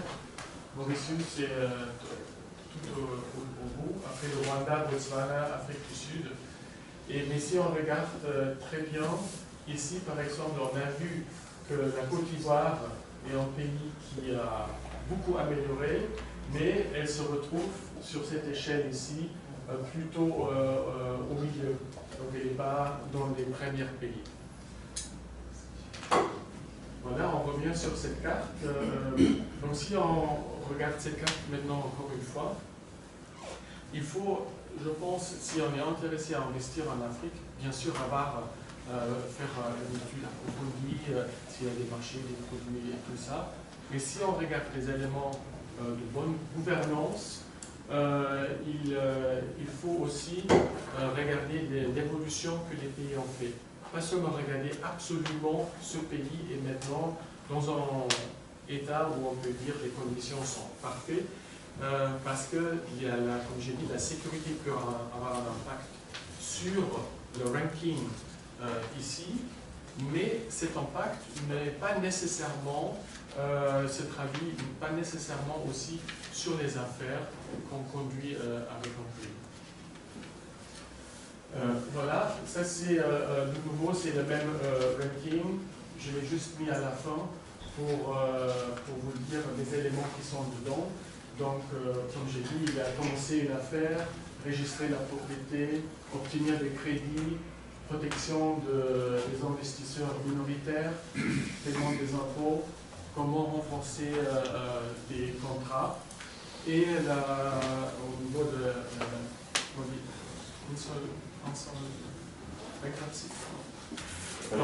la faillite, voilà, c'est ça. Et voilà. Donc, ça, juste un aperçu, c'est clair, ça reste très général, on a juste 10 minutes. Mais j'espère qu'on peut avoir une discussion, on peut partager une expérience que vous avez fait, et pour aller un peu plus dans les détails. Je vous remercie pour votre attention. Merci beaucoup, Thomas, de cet éclairage très précis qui permet de guider nos investisseurs dans leur choix en Afrique. Vous le disiez effectivement tout à l'heure, c'est un peu caricature, mais je l'ai déjà entendu, les Suisses en démontrent et les Africains du temps, mais enfin le temps est précieux pour chacun, qu'on soit suisse ou africain. Et donc il nous reste effectivement 8 minutes, 10 en réalité. J'aurais souhaité que l'audience puisse poser à nos 3 intervenants toutes les questions qu'ils souhaiteraient avant que nous migrions de l'autre côté pour un échange plus informel. Donc n'hésitez pas à prendre la parole. Toutes questions pertinentes ou impertinentes que vous auriez, je pourrais simplement vous donner votre nom et l'organisme que vous représentez.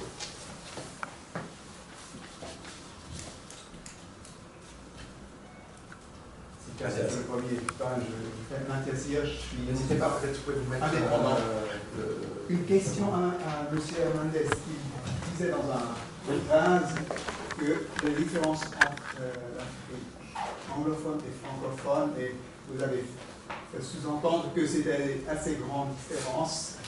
Donc, qu'est-ce que c'est? C'est des questions de mentalité, c'est rule of law, c'est le système de la France importé le système de l'Angleterre. Donc, j'aimerais bien que vous ayez un peu à ça, et quelles pourraient être les barrières peut-être pour les investisseurs pour y aller, de l'autre côté pour les entrepreneurs pour développer. Je vais vous donner un exemple concret. Je parlais plus au terme de mentalité et de façon de faire des choses. On va prendre le Cameroun qui est un pays bilingue, donc c'est plus ou moins la même culture, la même.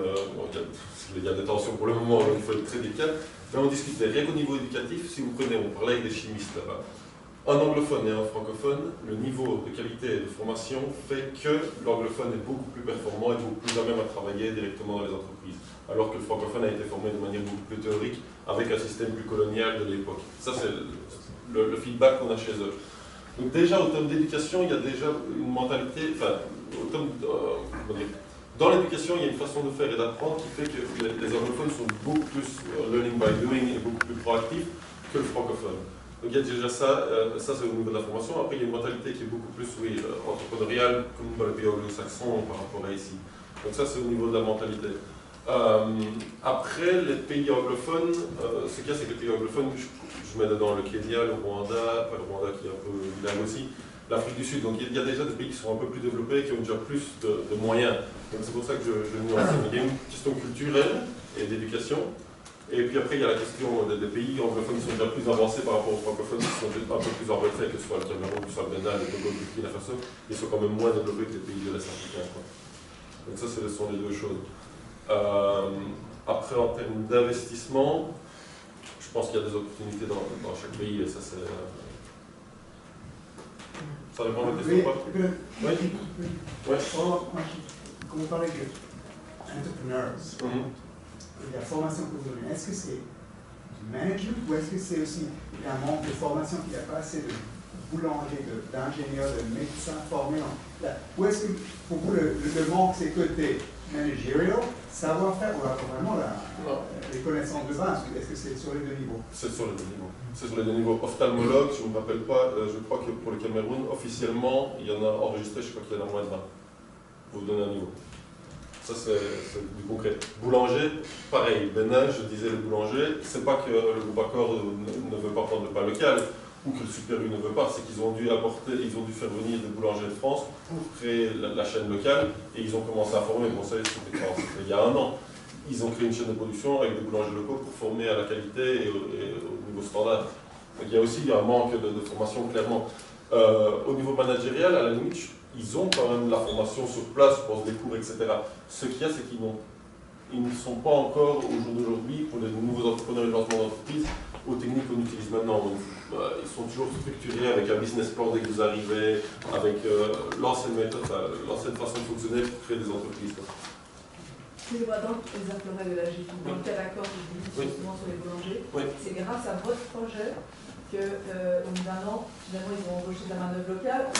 De toute façon, ils font ça. Dans un premier temps, ils arrivent avec un process, parce que peut-être que la clientèle internationale va trouver le goût du pain ou du croissant, je ne sais pas quoi, Accor. Il y a ce côté-là aussi. C'est grâce à vous, finalement? Pour la partie du pain, pas spécialement, pour être honnête, parce que c'était aussi c'est un accord avec Accor et Super U, parce qu'il n'y avait pas localement la main-d'œuvre.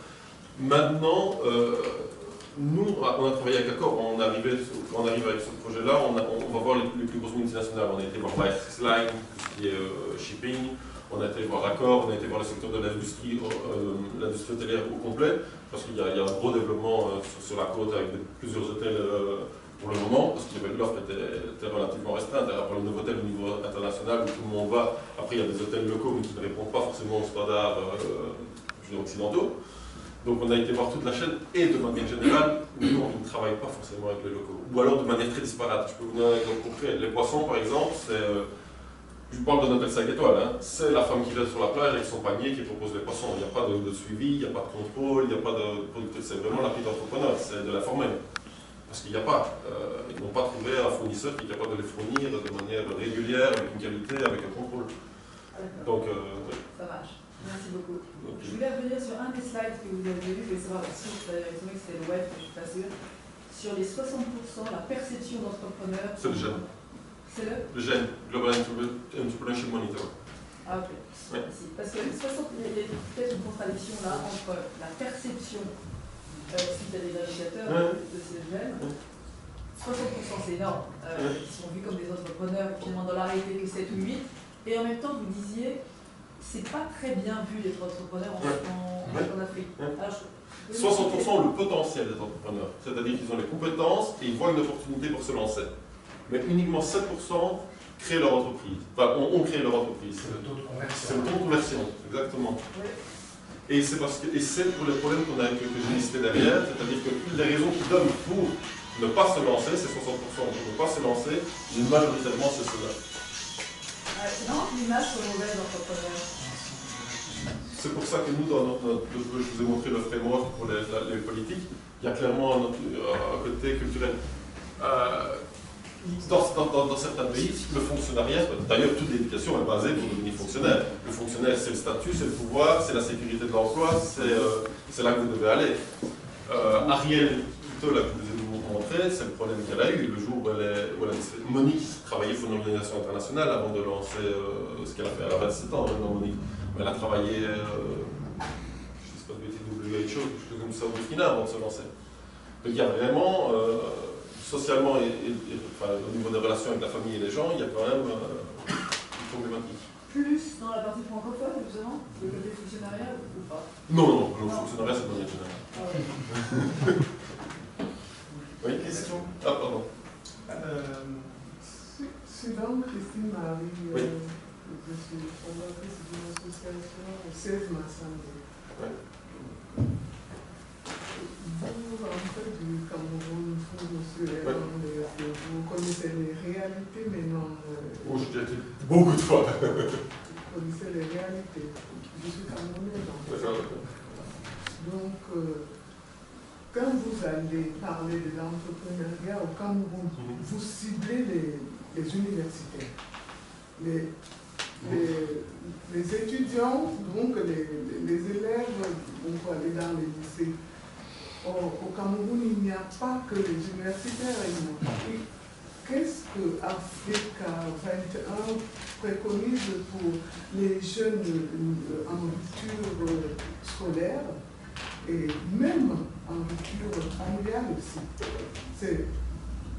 Je sais que c'est ces jeunes qui sont en danger au Cameroun, qui meurent là-bas dans la mer parce qu'ils se disent que c'est plutôt en Europe. Qu'est-ce que Africa 21 préconise? Qu'est-ce que vous, qui étiez sur le terrain, qu'est-ce que vous proposez? D'accord. Bon. On ne peut pas parler au nom Africa 21, ça je laisserai l'organisation discuter évidemment. Oui. Mais donc il y a deux choses. Je suis d'accord avec l'immigration et ça fait partie de la demande qu'on a eue de commencer à former les jeunes pour les conscientiser, pour qu'ils se rendent compte qu'il y a des opportunités chez eux plutôt que de devoir partir à l'étranger. Le programme ici, c'est un programme pilote. Donc le groupe cible, il fait de 15 à 24 ans, ou 25 ans, et même plus jeune, plus vieux. Mais c'est vraiment les jeunes. Ici, le groupe cible, on a commencé, comme je voulais, on a fait, pour être concret, on a fait Colbuisson, c'était un collège, le collège Colbuisson. On a fait le collège Colbuisson, on a fait 2 CMPJ, donc Madagascar et un autre. Donc ça c'est pour les jeunes qui sont déjà en rupture, qui sont sortis du système scolaire. Et on a fait les universités pour avoir dans le pilote vraiment tous les niveaux de l'éducation. Après c'est vrai que ceux qui sont dans des zones rurales, qui sont hors du système scolaire, on ne les a pas encore identifiés ni travaillé avec eux, ça c'est une réalité. Mais on essaie de couvrir tous les jeunes de 15 à 25 ans, peu importe le niveau d'éducation, tant qu'ils sont dans le système officiel, et pour avoir le maximum possible. Après, on fait aussi, avec MPTech, là on n'a pas de distinction, on prend toutes les personnes qui ont au moins une bonne idée, ou en tous les cas une entreprise naissante. Et là, on les prend indistinctement de leur statut social, de leur région, de leur niveau, etc. Et bon, pour l'instant, on est dans le programme qu'on a avec Africa 21, et sur l'éducation officielle, formelle, mais c'est pas possible qu'on amène ça, une fois qu'on sera un peu plus développé, à d'autres populations. Mais on ne se cible pas uniquement sur l'université, c'était notre volonté de ne pas se focaliser sur l'université, parce qu'il y a déjà plus d'avantages, plus de programmes, et plus d'accès à des formations. Parce que c'est une bonne chose. Oui, c'est ça. Mais justement, je rebondirais sur le programme qui a été présenté de l'entrepreneuse camerounaise. Je cherchais son nom. Ariel ou Monique? Monique. Ariel. Non, Monique. Monique, celle avec l'énergie renouvelable. Voilà, celle qui travaille sur l'énergie renouvelable.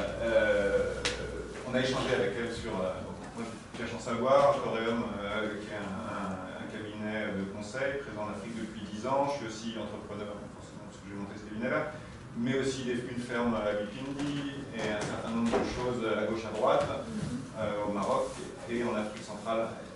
Et l'expérience que j'échangeais justement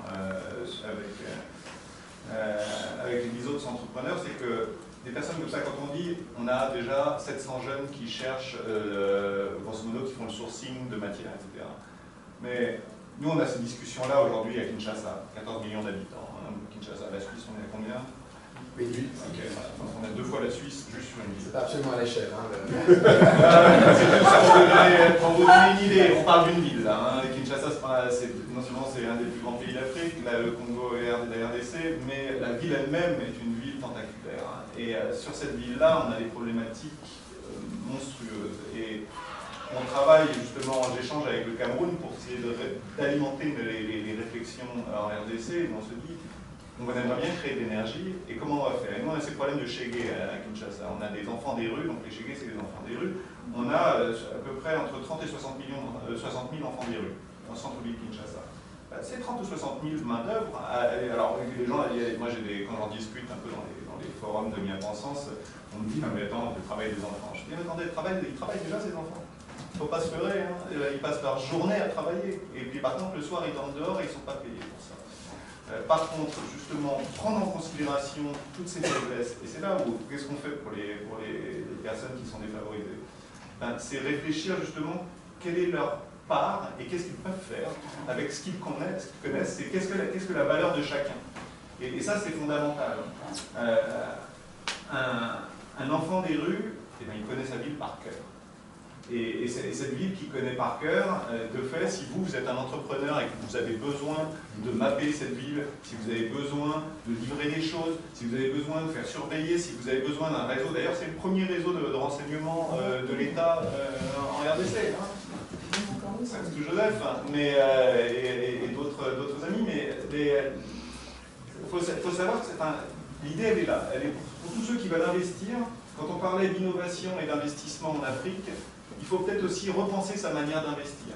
Quand on parle d'accord, qu'est-ce qu'ils ont fait? Ils ne sont pas arrivés en disant, bon, bah, alors je vais importer tout mon pain. Non, ils sont arrivés en disant, bon, bah, je vais importer l'école. Je vais importer exactement le système d'éducation qui manque pour que j'ai mes services en place. Ils font ça à leur manière, ils font ça avec les moyens qu'ils ont, ils font ça en partenariat avec d'autres gros acteurs. Ils ne font pas forcément ça en mobilisant suffisamment des acteurs locaux. Mais cependant, ils ont repensé la chose un peu différemment. Et je pense que pour tout un chacun qui veut investir, que ce soit dans des pays anglophones ou francophones, il faut vraiment repenser sa manière d'investir. On n'investit pas en misant sur une société sur la base d'un business plan. Pour une raison bien simple, c'est que du jour au lendemain, s'il y a le mauvais cousin de la mauvaise personne qui arrive au mauvais poste, vous pouvez sauter comme ça. Et votre business, il est down, les impôts sont chez vous, votre truc il est en feu, enfin, ça joue, et ça c'est du jour au lendemain. De la même façon que les index qu'on voit, vous voyez, là la RDC par exemple était dans le vert, je peux vous garantir que l'on fait la même chose aujourd'hui, elle est en bas du tableau à côté du Burundi et donc, investir en Afrique, c'est pas investir sur une stabilité. C'est là où quand on parlait de prise de risque, je pense qu'il est important pour toute la communauté d'investisseurs et d'entrepreneurs suisses de comprendre que justement, cette prise de risque-là, lorsque vous investissez, vous n'êtes pas la seule à la prendre. La personne avec qui vous allez travailler, ce que vous allez donner aux gens, même lorsque vous donnez l'occasion à quelqu'un de devenir un entrepreneur, vous le mettez en danger. Parce que vous l'exposez. Du jour au lendemain, il devient une cible. C'est des éléments comme ça qu'il faut prendre en compte. Donc, pensez votre système global, et les ODD servent à ça, et Africa 21 peut servir à ça aussi, c'est à vous aider à réfléchir ces éléments-là, ou comment penser le système global, de façon à ce que lorsque vous entrez sur un marché, vous alimentez l'ensemble de l'écosystème, de manière à ce que ce soit cet écosystème qui porte et qui monte, et pas simplement vous et vos quelques salariés. Parce que sinon, c'est trop fragile. La création de la résilience, elle se crée ensemble en Afrique. Et la résilience africaine, ce qu'on a vraiment à apprendre, et ce que j'ai vraiment appris, en tout cas moi ces 10 dernières années, c'est que c'est pas seul qu'on réussit, en fait. Et on survit, là aujourd'hui, ça fait 7 ans maintenant qu'on a notre ferme. Notre ferme, elle n'est pas rentable, pas sûr, mais elle est toujours en vie. Et elle paye toujours ses salariés. Pourquoi?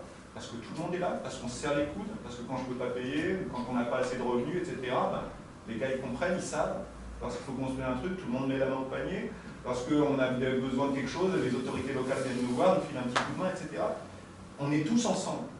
Et c'est vraiment cette notion d'écosystème, je pense qu'elle est importante dans l'entrepreneuriat. Je remercie de cet éclairage, il est extrêmement précieux. Je me propose, puisque précisément, et malheureusement, j'ai un œil sur ma montre et qu'on va poursuivre avec le prix, prendre une dernière question. J'avais vu une main qui se levait ici. Monsieur. La mienne. Voilà. Clyde Fauveau, indépendant en télécommunications. Ma question est assez simple. Est-ce que vous avez un tableau qui montre des résultats chiffrés de votre action sur le terrain? Un exemple, vous avez formé certains jeunes à l'entrepreneuriat. combien de ces jeunes aujourd'hui sont des entrepreneurs, en fait, avec des outils? Alors, pour ce qui est du programme Entretech, donc en général, nous avons des chiffres, pas pour tous les pays, mais nous avons des chiffres à rapport à nous. Ça, je peux vous partager avec vous. Par contre, pour le programme jeune, non. Pour l'instant, on a formé 300 jeunes dans la phase pilote, qui va maintenant se développer dans tout le pays. Donc forcément, là, on a juste, on a fait un assessment de la qualité et de l'impact après formation et de voir ceux qui continuent à faire des projets. Et donc là, justement, on est dans la phase de suivi de ces projets et la mise en place du suivi de ces projets avec les agences de promotion des entreprises locales, avec le ministère, avec les incubateurs qui sont en train de mis en place pour suivre. Mais c'est encore trop tôt, parce que c'est quelque chose qu'on a commencé en mai 2016. On vient de finir la formation et donc c'est maintenant qu'on va faire plus le suivi avec les entrepreneurs. Donc là, on n'a pas encore des indicateurs d'impact et de succès à ce niveau-là. Je voulais juste rajouter un mot d'une minute. Par rapport à ce qui vient d'être évoqué, on s'est rendu compte, par exemple, dans la formation des jeunes leaders en Afrique, c'est que si vous voulez investir ou coopérer en Afrique, mettez-vous dans la peau, dans la tête des gens avec qui vous êtes en contact. Par exemple, les jeunes qu'on a vus, ils sont hyper créatifs, ils ont vraiment l'envie, ils ont une soif d'apprendre, mais ils ont un blocage qui est énorme, c'est qu'ils n'ont pas confiance sur leur capacité à créer. Pour eux, ils pensent que c'est l'Europe, que c'est l'Occident, et qu'eux n'y arriveront jamais. Ils sortent de cette culture-là. Et donc le point principal à travailler, c'est, on s'est rendu compte, c'est que si on n'est pas dans une situation de confiance, de réussite de l'entrepreneuriat, ben, le projet il risque d'être voué à l'échec. Et c'est pareil pour une entreprise, c'est pareil dans tous les domaines.